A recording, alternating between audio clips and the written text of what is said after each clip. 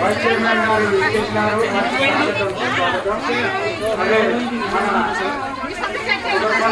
సర్పంచ్ గారు అయినటువంటి మల్కాపూర్ సర్పంచ్ గారు కూడా వారికి కూడా స్వాగతం.